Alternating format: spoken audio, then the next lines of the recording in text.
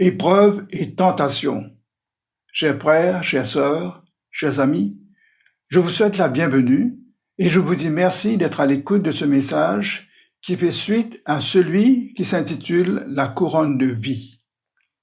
Le message de ce jour s'appuie sur les versets 13 à 18 du premier chapitre de la lettre de Jacques. Jacques 1, 13 à 18. Voici la lecture du texte tiré de la version Louis II. Et je cite, « Que personne, lorsqu'il est tenté, ne dise « C'est Dieu qui me tente », car Dieu ne peut être tenté par le mal, et il ne tente lui-même personne.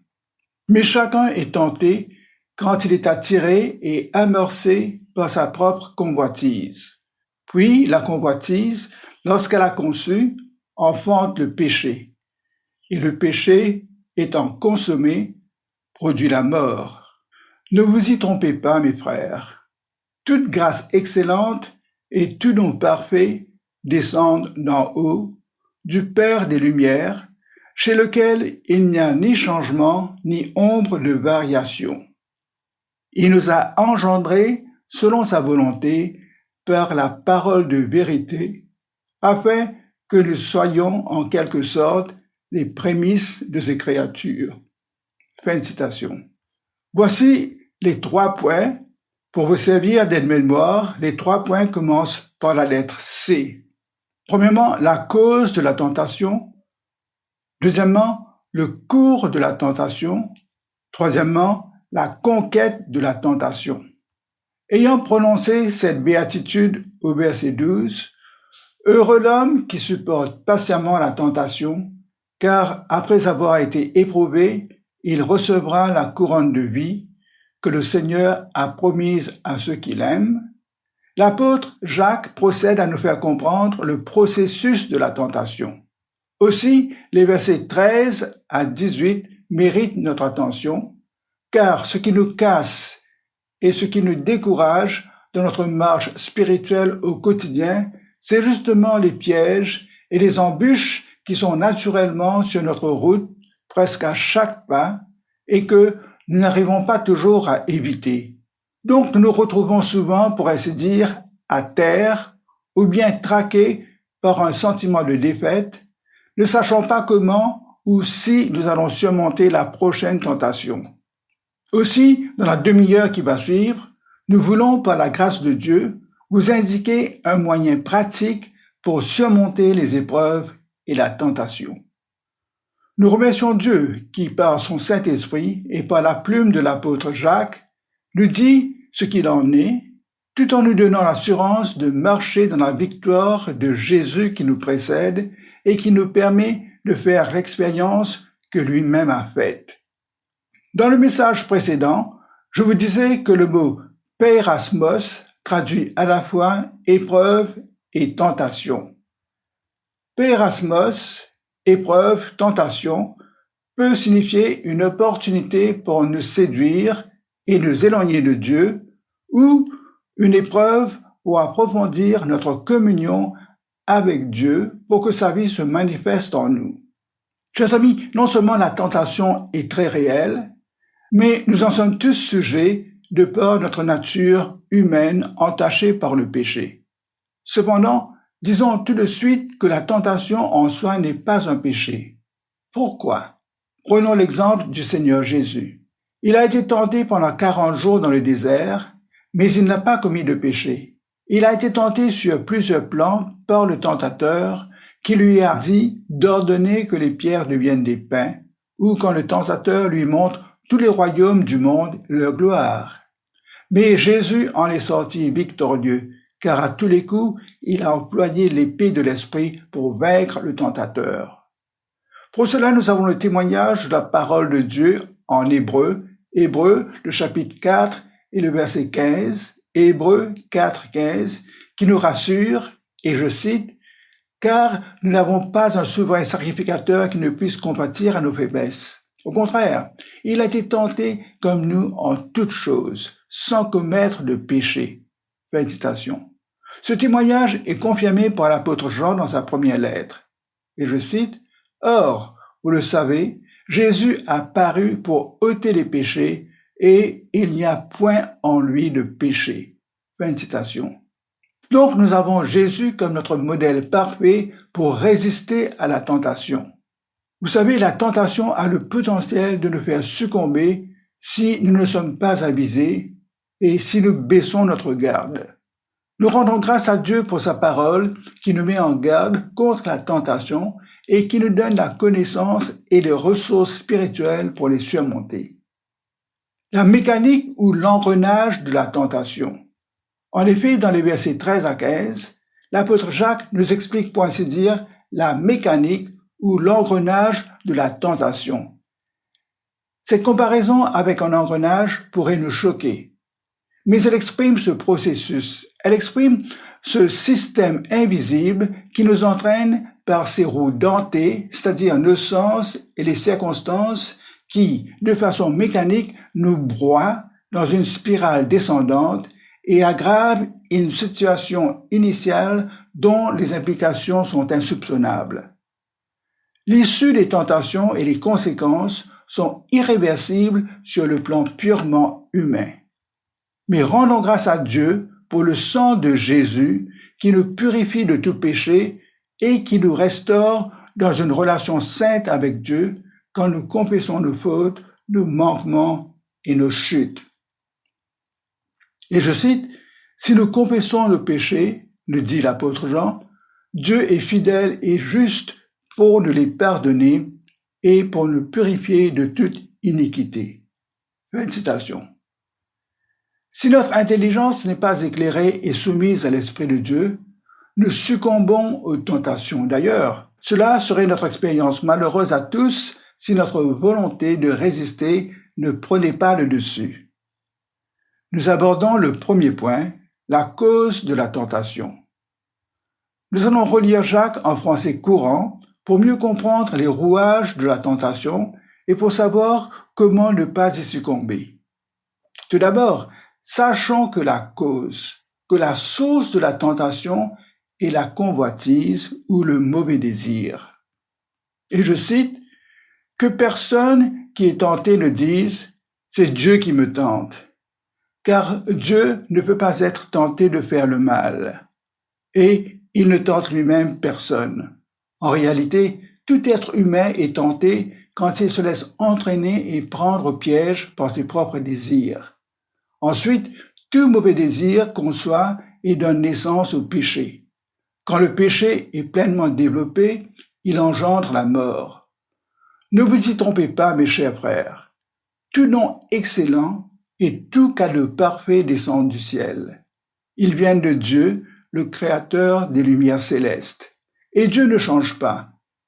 Il ne produit pas d'ombre par des variations de position. Il nous a engendrés selon sa volonté par la parole de vérité, afin que nous soyons, en quelque sorte, les prémices de ses créatures. Fin de citation. Premièrement, nous lisons le verset 13 qui est direct et qui dit « Car Dieu ne peut pas être tenté de mal faire et il ne tente lui-même personne. » Je ne dois jamais dire que c'est Dieu qui me tente, parce que Dieu ne peut être tenté par le mal. C'est ce qu'on appelle un absolu. Dieu est saint. Pour comprendre la sainteté parfaite de Dieu, écoutons la louange que font monter les 4 êtres vivants nuit et jour devant le trône de Dieu. Et je cite, « Ils ne cessent de dire jour et nuit, Saint, Saint, Saint est le Seigneur Dieu, le Tout-Puissant, qui était, qui est et qui vient. » Fin de citation. Cette répétition « Saint, Saint, Saint » est le mode superlatif emprunté de l'hébreu pour dire que Dieu est très, très saint. Puisque Dieu est très saint, il nous veut saints comme lui. Donc, il ne tente jamais personne pour commettre le mal qui l'offense dans sa sainteté. Deuxièmement, au verset 14, nous lisons « En réalité, tout être humain est tenté quand il se laisse entraîner et prendre au piège par ses propres désirs. » La convoitise traduit le mot épithumia, qui en soi n'a rien de péjoratif. Mais dans notre texte, c'est le mauvais désir, le désir immodéré, la cupidité qui se trouve en nous. C'est le désir tordu et gâché par le péché. Désir qui se réveille pour obtenir quelque chose qui ne nous appartient pas ou qui nous est interdit par notre conscience ou par la loi morale de Dieu. Il nous arrive d'imaginer la chose interdite, d'y penser, de la ruminer. Nous pouvons par jalousie et par méchanceté vouloir l'accaparer par des moyens malhonnêtes et même le voler. C'est ce désir intérieur, réveillé et attisé par le sens, par la vue, par l'odorat, par le toucher, l'ouïe ou le goûter. Il nous pousse vers la chose, l'ayant rendue attirante, désirable, mais en fin de compte nuisible et mortelle pour notre âme et offensante à Dieu. Chacun est tenté quand il est attiré et amorcé par sa propre convoitise. Le texte dit bien attiré et amorcé par sa propre convoitise. Aucune mention n'est faite ici du diable. Nous portons notre propre instrument, notre propre disposition pour notre propre malheur dans ce processus. Notre convoitise nous attire pour nous croquer, pour nous prendre et pour nous perdre. La cause de la tentation, c'est que nous nous embobinons par notre propre convoitise. Nous passons au deuxième point, le cours de la tentation. Nous allons lire les versets 14 et 15. Le cours de la tentation veut dire la séquence de la tentation. La tentation a un cours. Comme une rivière, elle commence à partir de sa source, elle suit son cours pour nous abandonner dans la mer de la perdition. Jacques explique étape par étape ce processus qui s'enclenche en nous. Il emploie deux mots qui relèvent de la pêche. Il dit qu'il y a un attrait, un leurre, comme ce qui attire le poisson. Le poisson s'approche du leurre par instinct. Puis, il y a l'amorce, c'est-à-dire l'hameçon mortel caché par l'appât, qui est un morceau de pain ou bien des vers, par lequel le poisson, attiré et leurré, se fait prendre. C'est une métaphore, c'est une analogie, c'est une comparaison. Cela s'applique aux poissons. Mais nous ne sommes pas des petits poissons qui sont leurrés et qui agissent selon leur instinct. Nous sommes des personnes motivées par une intelligence et une raison éclairée quand nous connaissons Jésus. Jacques continue avec la dynamique, c'est-à-dire le processus actif et vivant derrière la tentation en passant à un autre registre, c'est-à-dire en employant une autre série de comparaisons. Il nous dit que la convoitise conçoit, c'est-à-dire elle donne la vie à ce désir, elle lui donne naissance pour enfin enfanter un péché particulier, une passion avilissante, l'immoralité, des habitudes ou des penchants contre nature. Par exemple, la liste des péchés dans les versets 5 à 8 du chapitre 3 de la lettre aux Colossiens. L'idée n'est pas de présenter un répertoire de nos péchés, mais de vous dire les péchés que Paul mentionne. L'impudicité, l'impureté, les passions, les mauvais désirs, la cupidité, l'idolâtrie, la colère, l'animosité, la méchanceté, la calomnie et les paroles déshonnêtes. Chers amis, le cours, la séquence de la tentation est en 3 phases qui se succèdent et s'enchaînent avec une grande rapidité vers la catastrophe spirituelle certaine. La conception mène à l'enfantement du péché qui, une fois commis, produit à son tour la mort. Le désir mauvais mène à la désobéissance, enfin à la destruction. Ce résultat, cette conséquence du péché, confirme ce que Dieu avait dit à Adam à propos du fruit de l'arbre de la connaissance du bien et du mal. Dieu lui avait dit, « Le jour où tu en mangeras, tu mourras. » Sachez que la Bible parle premièrement de la mort spirituelle, c'est-à-dire la séparation des pécheurs de Dieu. Deuxièmement, de la mort physique, c'est-à-dire la séparation de l'âme du corps. Troisièmement, de la mort éternelle, qui est le séjour éternel en enfer. Le leurre peut commencer au niveau de notre pensée. On est attiré au niveau de la pensée. Vous avez sûrement entendu dire « semer une pensée et récolter un acte ». Semer un acte et récolter une habitude. Semer une habitude et récolter un caractère. Semer un caractère et récolter une destinée. L'antidote contre la tentation, c'est d'être rempli de l'Esprit de Dieu. Avoir une volonté et faire suivre notre décision par une action concrète. Rejetez les pensées qui ne viennent pas de Dieu. Ne mettez pas le pied dans des endroits où vous vous savez vulnérable. Détournez le regard de tout ce qui pourrait amorcer votre convoitise. Cassez une habitude, cassez une accoutumance, une dépendance de quelque chose qui vous rend esclave. Car la parole le dit, chacun est esclave de ce qui a triomphé de lui. Vous êtes d'accord? Mais ayant accepté tout cela, vous vous demandez toujours comment le faire. Quoi et comment faire pour résister et vaincre la tentation? Chers amis, puisque vous avez compris tout l'engrenage, vous avez compris toute la dynamique de la tentation, vous vous demandez comment résister à la tentation dans la pratique. Premièrement, prions comme le Seigneur Jésus nous dit de prier. Notre Père, qui es aux cieux, ne nous conduis pas dans la tentation, mais délivre-nous du mal. Jésus nous rappelle ce que Jacques vient de nous dire. Dieu ne veut pas nous faire de mal. Au contraire, il veut nous en délivrer selon notre prière. Deuxièmement, je vais vous proposer de mettre en pratique Philippiens 4, 8. Philippiens, le verset 8 du chapitre 4.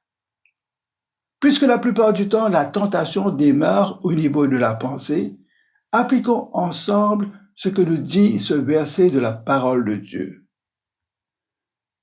Ce n'était qu'une pensée, dit-on. Eh bien, combattons la pensée, la mauvaise pensée, avec une bonne pensée. Faisons ceci ensemble. C'est un exercice spirituel en 8 points basé sur Philippiens 4, 8. Voici les 8 points. Numéro 1. Quand nous constatons quelque fausseté dans nos croyances ou nos valeurs, une fausseté dans ce que nous lisons, dans ce qu'on nous enseigne, eh bien, crions à Jésus, qui est la vérité, et demandons-lui le discernement, et demandons-lui d'inculquer dans notre cœur, dans notre intelligence et dans notre esprit et nos pensées tout ce qui est vrai. Tout ce qui est vrai. Deuxièmement, quand nous sentons que nous nous engageons dans une pratique, un rite ou un rituel qui déshonore Jésus, demandons-lui d'implanter en nous tout ce qui est honorable, ce qui fait honneur à son nom. Troisièmement, quand nous sommes pris dans quelque décision ou action qui n'est pas conforme à la sainteté et à la justice de Dieu, demandons à Jésus de nous conduire dans tout ce qui est juste et saint.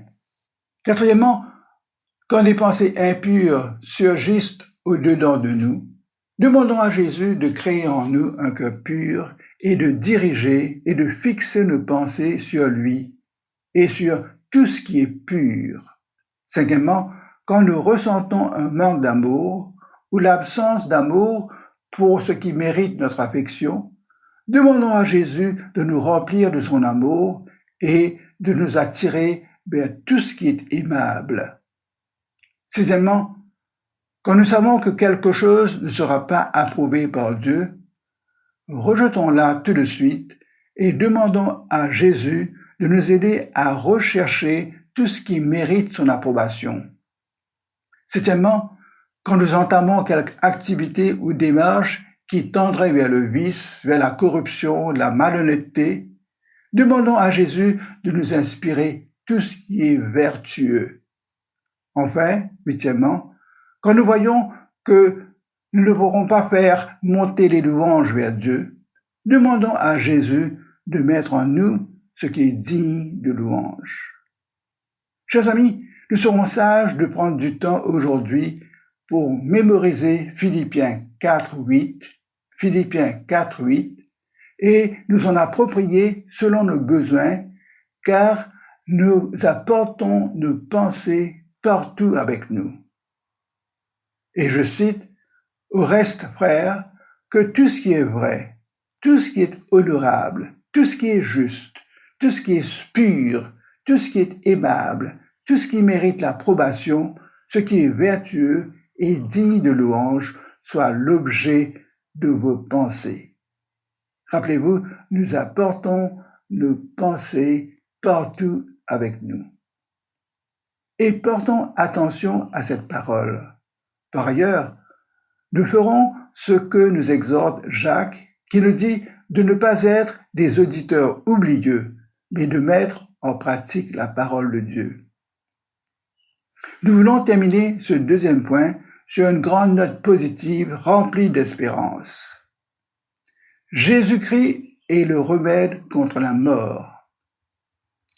Par sa mort à notre place pour payer pour nos péchés sur la croix du Calvaire, Jésus nous les livre de ces trois formes de mort mentionnées plus haut, la mort spirituelle, la mort physique et la mort éternelle. En effet, quand nous plaçons notre foi en Jésus, quand nous le reconnaissons comme le Sauveur et le Seigneur de notre cœur, Dieu nous pardonne en nous purifiant de toute souillure du péché et Dieu nous accorde la vie éternelle.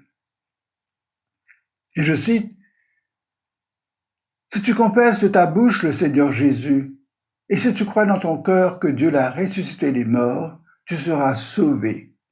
Car c'est en croyant du cœur qu'on parvient à la justice, c'est-à-dire qu'on reçoit la sainteté de Dieu, et c'est en confessant de la bouche qu'on parvient au salut, selon ce que dit l'Écriture. Quiconque croit en lui ne sera point confus. » Fin de citation. Nous allons passer au troisième point, la conquête de la tentation. Peut-on avoir la victoire sur la tentation? La réponse est oui, parce que notre Sauveur et Seigneur nous montre comment il a personnellement, en tant qu'homme, obtenu la victoire sur le mal, la tentation et le diable. La première étape. Maintenant que nous avons compris que c'est notre propre convoitise qui nous entraîne dans cette spirale littérale infernale, la première chose à faire, nous dit Jacques, et je cite, « Soumettez-vous donc à Dieu, résistez au diable, et il fuira loin de vous. Approchez-vous de Dieu, et il s'approchera de vous. » Fin de citation.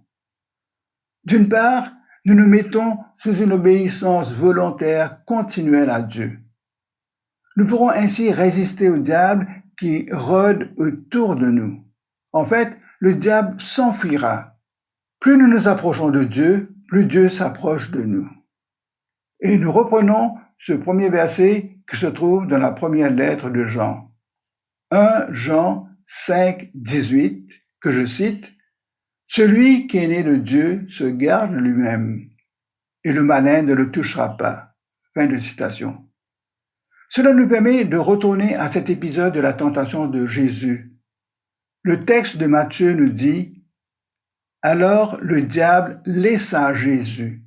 Et voici, des anges vinrent auprès de Jésus et le servaient. » Chers amis, Dieu ne fera-t-il pas autant pour nous en envoyant ses anges pour nous servir? La deuxième étape vers la victoire, c'est la confession, c'est-à-dire reconnaître que nous avons péché. Ne cherchons pas à blâmer les autres. Rappelons-nous ce jeu de blâme que Adam a commencé dans le jardin d'Éden. Dieu demande à Adam, « Est-ce que tu as mangé de l'arbre dont je t'avais défendu de manger ?» Adam blâme Ève et Dieu.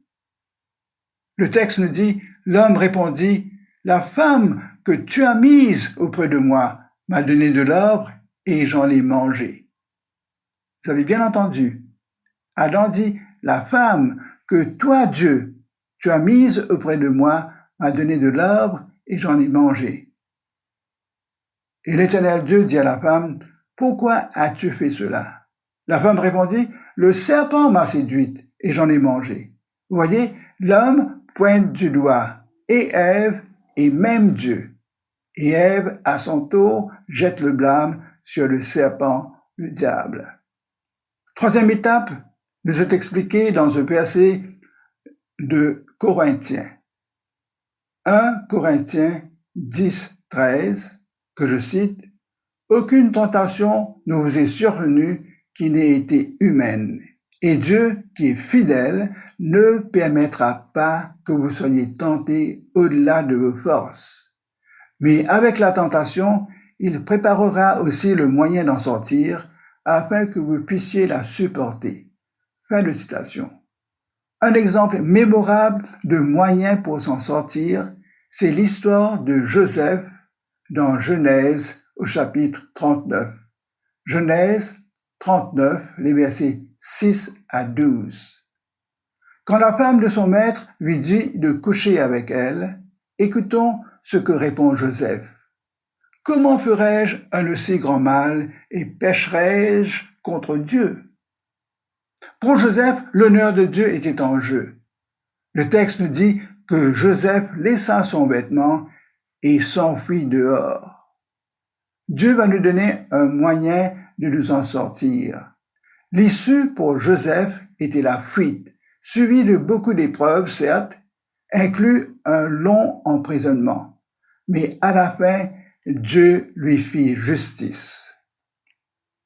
Nous passons à la conclusion. Pour terminer cette section de la lettre de Jacques, puisque certains pensaient que c'est Dieu qui les tente, Jacques nous dit de ne pas nous tromper, ni de nous laisser induire en erreur. Et Jacques nous révèle alors le vrai caractère de Dieu. Et je vous cite les versets 16 à 18. « Ne vous y trompez pas, mes chers frères. Tout don excellent, tout cadeau parfait descend du ciel. Ils viennent de Dieu, le Créateur des Lumières. Et Dieu ne change pas. Il ne produit pas d'ombre par des variations de position.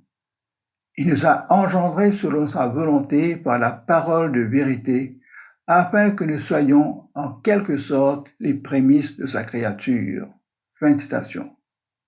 Chers amis, Dieu est un Dieu d'amour qui veut nous combler de cadeaux, de dons parfaits. Il est le Père des Lumières. Il est la lumière, le confirme l'apôtre Jean. Et en lui, il n'y a point de ténèbres. Dieu n'est pas comme les planètes et les astres de sa création qui, de par leur position dans l'espace, changent de brillance. Dieu ne change jamais. Il nous a donné Christ pour notre salut et comme lumière pour éclairer les nations et la gloire d'Israël. Dieu nous a donné son Saint-Esprit pour éclairer notre intelligence. Dieu nous a donné sa parole comme une lampe à nos pieds et une lumière sur notre sentier. Et Jacques termine ainsi, « Dieu nous a engendrés selon sa volonté par la parole de vérité, afin que nous soyons en quelque sorte les prémices de sa créature. » Chers amis, puisque telle est la volonté de Dieu, qui nous a fait renaître par la parole de vérité en Jésus pour être les premiers fruits de sa nouvelle création, comment pourrions-nous penser qu'il nous abandonnerait dans les moments d'épreuve et de tentation? Je vous invite à prier. Prions. Et maintenant, nous allons dire les versets 10 à 18 du 6e chapitre de l'Épître aux Éphésiens. Éphésiens 6, 10 à 18.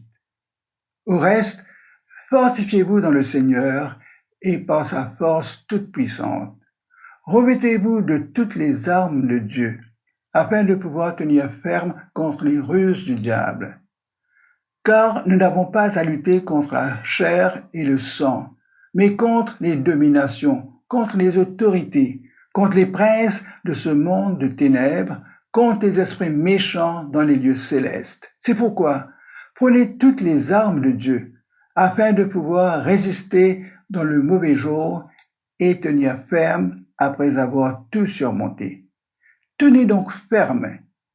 Ayez à vos reins la vérité pour ceinture. Revêtez la cuirasse de la justice. Mettez pour chaussure à vos pieds le zèle que donne l'évangile de paix. Prenez par-dessus tout le bouclier de la foi, avec lequel vous pourrez éteindre les traits enflammés du malin. Prenez aussi le casque du salut et l'épée de l'esprit qui est la parole de Dieu. Faites en tout temps par l'esprit toutes sortes de prières et de supplications. Veillez à cela avec une entière persévérance et priez pour tous les saints. Père, nous te présentons cette prière dans le beau nom de Jésus. Amen. Chers amis, je vous remercie de votre attention. Pratiquez l'exercice basé sur Philippiens 4:8 et marchez dans la victoire que le Seigneur Jésus a remportée pour votre bonheur. Que le Seigneur Jésus vous protège sous son sang précieux.